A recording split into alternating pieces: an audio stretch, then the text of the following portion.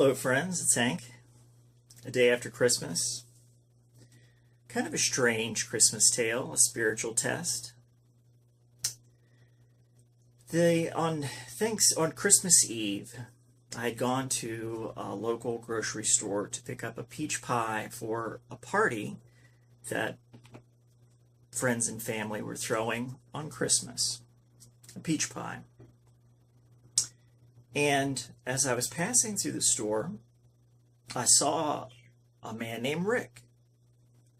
And I'm a person that likes to engage other people when I'm out to gather information and see how people are and what they're doing, what their general feelings are, who they are, who the members of my community are. Now, Rick is an older guy, still working in the grocery store. He had about an hour left to go on Christmas Eve, and I asked him, did he have any plans for Christmas? Wish him Merry Christmas. And he said that I asked him if he was going to go to church that night. He said no, he was going to go the next day. I say, what church do you go to? And he said, well, I go to this First Baptist church that's across from a car wash as you head south. And I said, well, I know where that is. I said, I've been looking for a church just to see and go and be part of a Christmas celebration. He said, well, yeah, we'll be out there tomorrow. Come out and see. And I had gone to another church previously, like one of these super mega churches on an Easter. All rock and roll and lights and flashing and stuff. That's just not my vibe. Too concert and commercial for my spiritual tastes. And I explained to him, I said, I just basically want to look for a place that's got good people and hear a good sermon, sing a few songs and pray.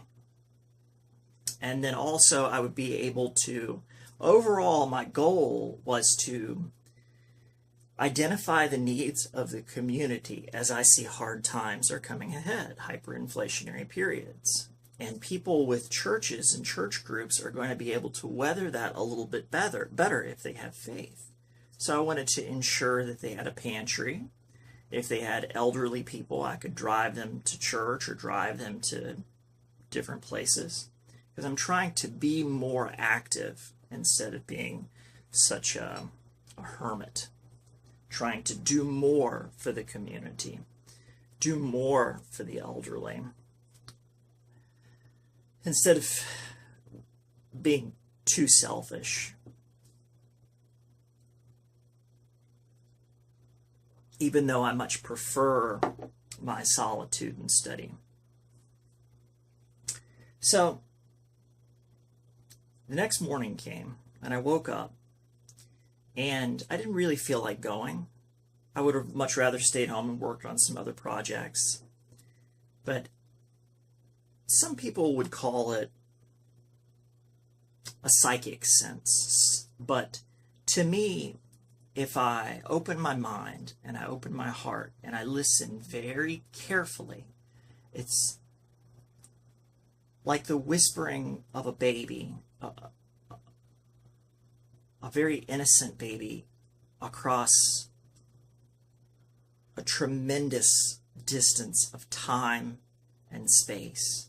So it's like the sweetest whisper that you're listening so carefully for that can be lost through the din of any extraneous thoughts when you're not at peace with yourself or other things that are disruptive to the harmony of one's spirit. So listening very carefully. And I'm trying to use words to describe things that really have no words that I am aware of that I can ascribe to the phenomenon, because it is a mental, spiritual experience that I cannot really convey or describe to you in a way that can do it justice if you don't know these types of things yourself. So I listened very carefully, and I heard that I should go. And I did. And I drove out there expecting the service probably to be at about 9, and I got there at 8:40 or so. And I came prepared, as I generally do. I'm not one to be caught unprepared for any variety of situations. I had my hot tea, may have been coffee, bottle of water, folding chair, my book, which I'm always writing in. Carried with me a copy of the Bible, book on the Apostles. So I walked around the church, which was labeled as a Baptist church, looked at the graveyard, the cemetery in the back, was curious as to why the parking lot was empty, because if the service on Christmas was to be at 9, I would have expected a minister to be there probably at least at 8 or 7:30 setting up. Well, I walked around the side and found a number on this trailer for the church. So I called the number and got no answer. Just left a message. So I set up the chair on the front stairs of the church and began to read the book on the Apostles. Before too long, 2 people started walking down the street, which I had passed, and I got up and approached them. And I said, "Good morning, Merry Christmas. How are you?" You know, being civil, as people I think should be. And they said, No. We're in a rush. We have time. We have to get somewhere. Like as if I was trying to sell them something, as if I really wanted anything from them. People are just, apparently, they're deeply suspicious. Like, it's almost, the world is so inverted. You cannot approach people even with goodwill. And had they even stopped to pause for a moment, I would have driven them wherever they had to go. They wouldn't have had to walk. All I wanted to do is hear a story or about their life or what was going on. I didn't want to teach them or minister to them, far be it from me. Especially, I'm not going to go to a church and minister and talk about things I know nothing about. I've only begun to really re-examine the Bible because I believe it's culturally important. It's vital. And it is a good way to ground yourself in faith and to understand the faith of others and to understand the underpinnings and the way that things work in reality. In this world, things are very much religious. They could have you believe that, the wars are for profit, or that, it's about the military-industrial complex, or any number of different things. But if you really want to boil it down all the way to the baseline, it's about destroying religion, destroying people's faith, because when you destroy people's faith, they become easily manipulated. They become fearful. They're scared. And that's understandable if they think that they're just monkey-developed creatures that are living on the only earth that ever was, and when they die, they just rot in the ground. Now, that would be a scary prospect. And having no connection with God, having no connection with prayer or faith, would be a very scary prospect indeed, I'm sure. Or you pay it no mind, or you drown it out with alcohol, as I did for years and years and years. When I was a fearful person, I conquered my fear with alcohol, my anxiety with alcohol. I treated that with alcohol. So they moved on down the road. And I thought I would dress nicely. I was wearing a white shirt with a red tie, a pair of slacks, but with the sleeves rolled up. to be presentable but not overdressed. Time presses on. I'm thinking maybe service is at 10:15, so I'll continue to wait. I finished the book on the apostles, the whole thing done. And I'm reflecting on how beautiful the day is, but how strangely people are acting. And a young man, probably a little bit younger than me, or maybe about the same age, probably a little bit younger than me, but not by much. A fighting man in prime, walking with a lean dog. Now, I know animals pretty well. And I said, "Good morning, Merry Christmas." And I said, "I wish I had brought my dogs with me," because I didn't know that I would have to wait. And for a time, he pretended not to hear me, and I thought perhaps that he didn't hear me. So I stood up, and I began to walk beside him. And I said, "Are you a member of the congregation of this church? Is there anybody that's coming here? Is there going to be a service this morning? I met someone yesterday that told me that there was." And he continued to move on. I walked perhaps to the perimeter, strolling beside him, trying to understand what was going on out here. And he began to curse at me or something of that nature. And when he got to the edge of the property walking on with his dog, I just turned around, went back and sat and began to read, this time, the Gospel of St. Matthew. And I'm having some thoughts. I'm writing as well, because when you're a writer, the most important thing is you've got to get it down when it comes into your mind. If you think you're going to remember it, you're not going to. You're going to have another idea, and you're going to lose it. So it's vital to get all the ideas down. Well, the guy returns with the dog. On Christmas morning, I'm sitting on the stoop or on the stairs in a chair in front of a church reading a Bible, waiting for a Christmas congregation. And he comes to me and tells me, "Fuck me, fuck you, get the fuck out of here. You need to fucking get off the fucking property right now. You're fucking fuck you, fuck. And I said, "Please be quiet for a second. I'm trying to get down a thought. Give me a moment. I'm working on something." So I continue to write. And he just is blah, blah, blah, carrying on, cursing at me, trying to intimidate me. I'm not really somebody that's easily intimidated. I've been in some pretty risky situations back in the day because I'm a curious person, and I go where other people generally wouldn't for their own safety. But those were back in the days when I didn't appreciate life as much. And I was on a suicide mission anyway. So to me, I wasn't afraid of living or dying then. So this guy definitely doesn't scare me. I've been in far scarier situations. And what's so bizarre is because he's using all of this energy to attack me.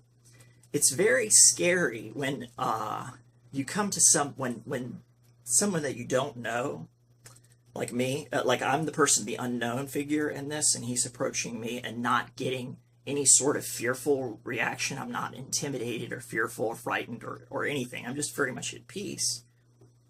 And that will make somebody keep their distance. And I can read people fairly well, and I can look into their eyes and tell when there is a threat, when there is not a threat. Now, my heart is beginning to pound and my blood is beginning to boil because inside I'm getting angry. Angry enough to end it in a way that would be uncomfortable for us both. Because it's just that level of disrespect I find to be intolerable. But it's Christmas. And this is the spiritual test. This is why God wanted me there that day. he said, I'm going to go down to the sheriff's office and have you removed and all this stuff. I said, I'll drive you. It seemed to wash over his brain. He cannot, for whatever reason, people cannot seem to comprehend what you're saying to them. They can't think. They're locked into some weird, almost blindness, almost like a possession. Worried about me sitting reading the Bible on the front stoops of a church on Christmas morning. Yeah, I'll drive you to the sheriff's department if you want to go. Sure, we can have that discussion. He said, I can have about 50 people over here right now. We're going to kick your ass and throw you off of here. Fine, go get them. Just please be quiet for a minute. Let me finish what I'm writing here. In just a moment, I'll be with you. Okay? Like, because he's just carrying on. I'm really trying to get this thought through. Write it down. I said, just let me finish what I'm writing here, and I will be on my way. And then he said something like, you know, you don't believe what they believe here. And I said, Jesus? And then he said something like, tried to put something in some almost tongues or Spanish or something to try and confuse me in some way. Just a vitriolic, almost demon-possessed attack on my spirit. And I'm just trying to let the peace flow through me instead of the anger that I very much would like to feel. I would love to have felt that anger. And I'd love to knock his ass out in the parking lot. I'd have loved to hurt him. In other days, long ago, it would have been different. But that wouldn't have been good for anybody. And the spiritual test was in being able to release my anger and not be angry. So I finished what I was writing, and I was on my way. Folded up my thing and took my stuff and went on. So perplexed. What an interesting Christmas morning. These are the people that are not living in particularly hard times yet. Now, think about when hyperinflation hits and they don't have anything to eat. So there's a part in everybody I think you need to understand that you release your anger, but if you read Matthew, you find that Jesus said, sell all the clothes off your back and buy a sword, get two, because you need to be able to defend yourself and defend what is righteous. You're not looking for a confrontation, you're not looking for a fight, but you cannot allow evil people to destroy you or other innocent people. You must stand up and be brave and courageous and righteous, but release that anger.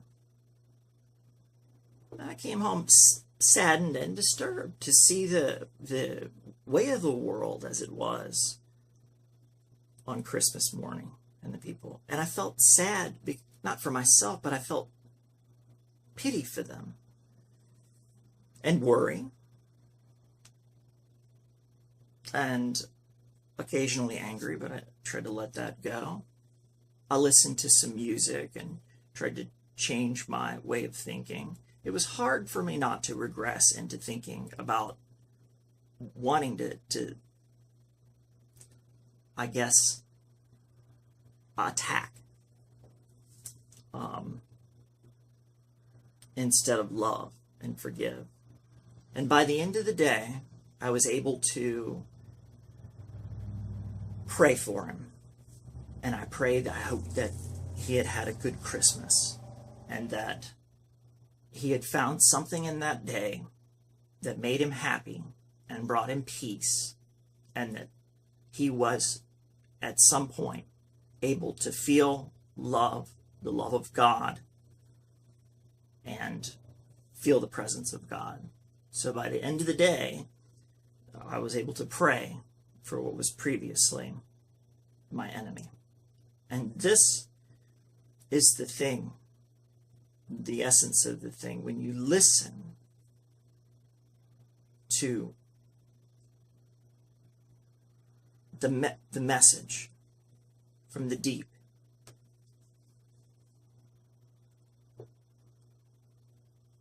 it is as the river flows. You will be where you need to be at all times. You'll always be in the right place at the right time. But you have to listen and be connected with that. And you would think, okay, was it a failure because I didn't go to a joyous, congregation and make all these different friends and have a great time at a Christmas church service? It was far more important. It taught me a very valuable lesson, and it was a spiritual test on Christmas that I felt that I needed to pass to master that one of the elements that I talk about in the Spirit, that one of fire, so I could be tempered. Odd, strange times, and people are acting very strangely, and this is for a variety of different reasons, and you can expect things to get more strange. One has to do with solar radiation, and gravitational forces are affecting the planet in different ways. It's going to affect people in different ways. You've got all kinds of chemicals in the environment and in the drinking water as well. Polluted environment. People are on a lot of different types of prescription drugs too. Like for 9:30 in the morning, the kid was incredibly hostile. Like, when I wake up in the morning, I don't leap right to hostility. I mean, I'm energetic, but rarely ever combative or hostile. Not before noon.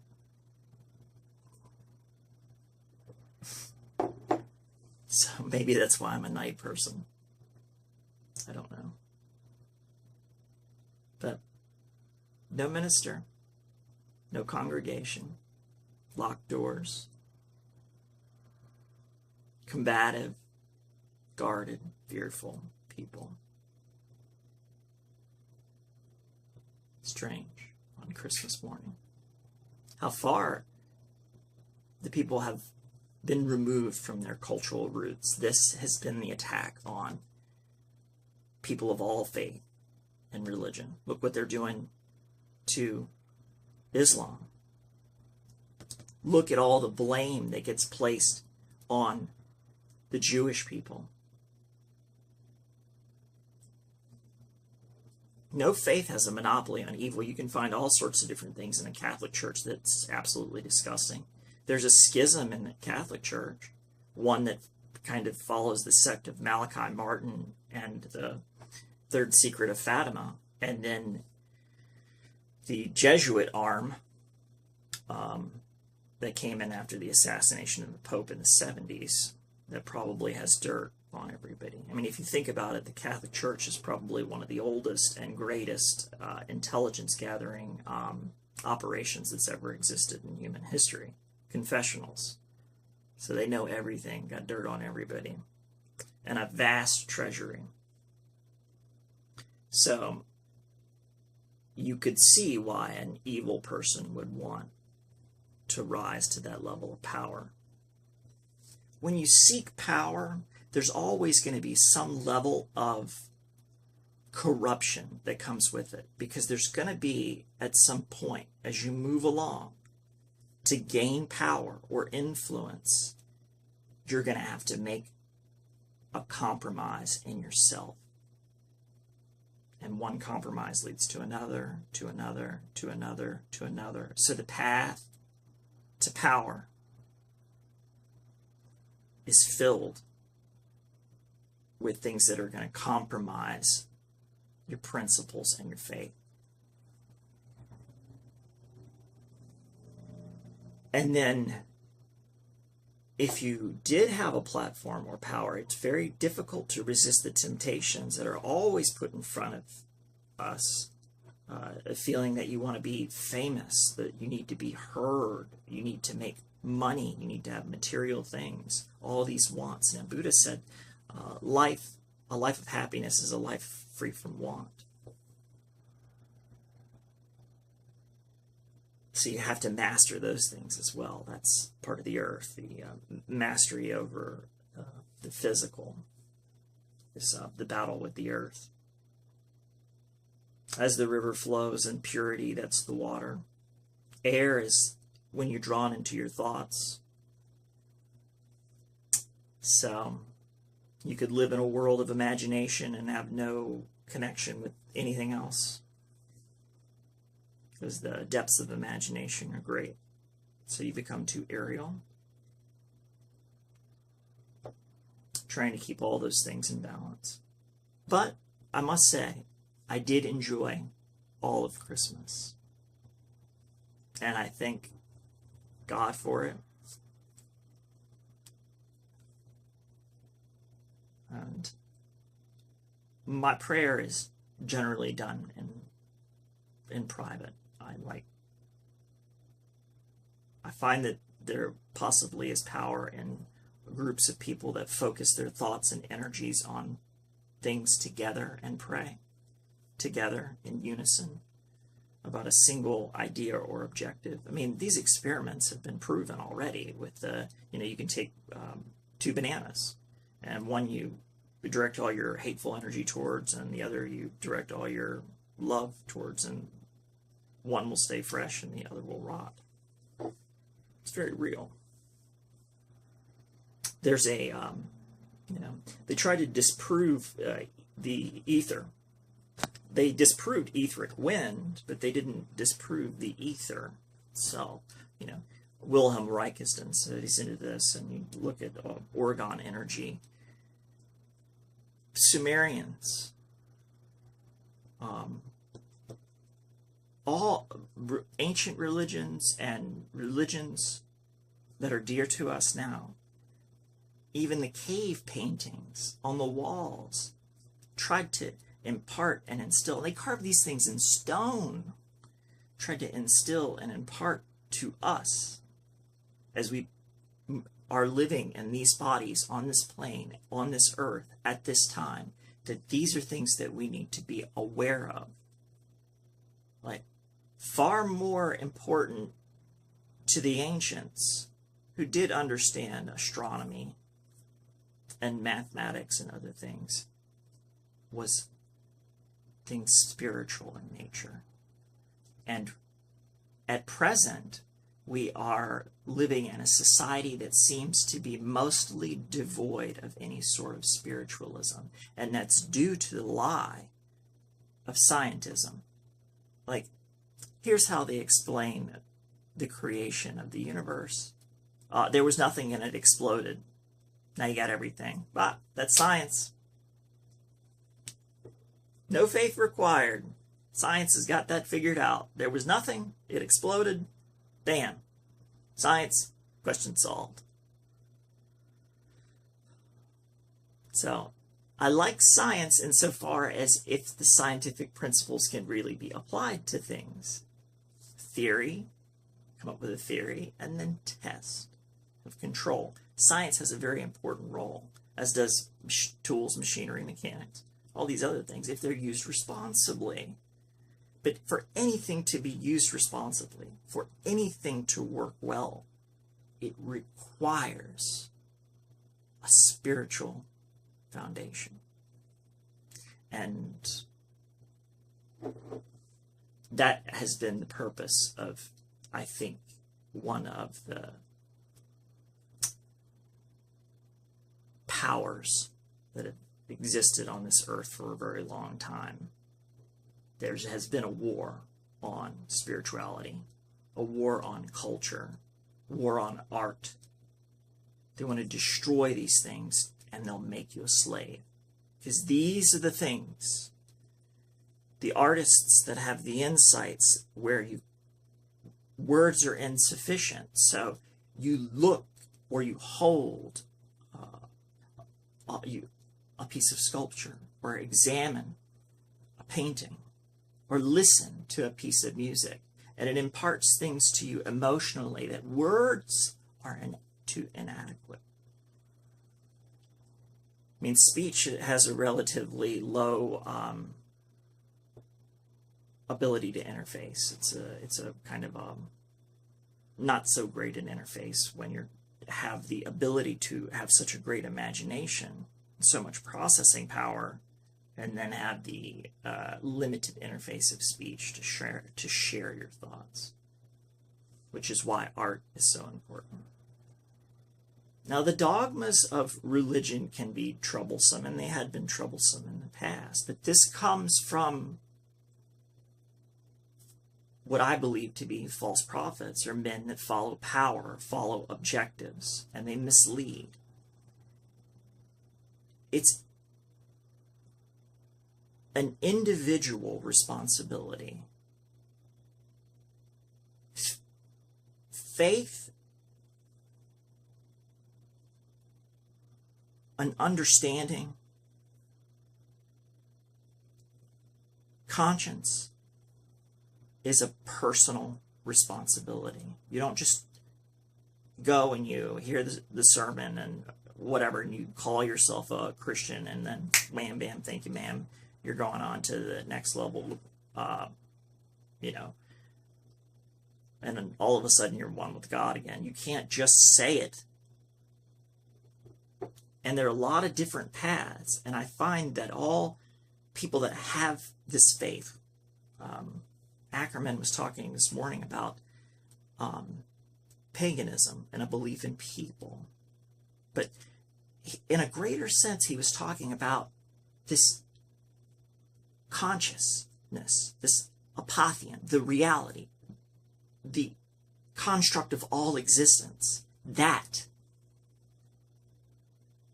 perhaps we don't call it the same thing, but I believe that we're understanding it in the same way. Not precisely, because we're different people with different experiences, but I think I understand what he's talking about reality, and a connectivity to it, and a connectivity and a responsibility to it, to manifest what is necessary to defeat what is unnatural and evil, and finding truth in that reality, because reality and nature is a beautiful thing if it's not impeded or obstructed. I believe the natural state of things is one of great beauty. It's when we are lied to or deceived or wishing for materialism, material things, that cause people to get confused and they lose their way, or seeking the power and they lose their way, and they're unable to connect again with what is real, with nature, with creation, with God, with each other. As Ackermann was talking about, having a little faith in people. Now, my grandmother gave me some very wise wisdom one time. You can't save them all, and you have to understand that the world is a dangerous place, and not all people are to be trusted. Trust is earned, not given. So, you have to stand in defense of what is righteous fearlessly, but you must be prepared to defend what is righteous. Otherwise, you will be destroyed by evil. So it makes it so dangerous. And then, while you might be martyred, and you may pass to the next plane, that wasn't the message in the Bible. The message in the Bible was one of justice. Defend what is right against those that are evil. Same thing I'm seeing in Islam. listening to a guy named Maurice Muhammad, who is trying to lead his flock of black people in the Nation of Islam to a town that they want to build for themselves. And I believe that is such an admirable goal. And, you know, I've been very explicit about the fact that I'm white and I'm following a Christian path. But I also, you know, I mean, I was inspired enough to pick up the Quran and try and understand that as well.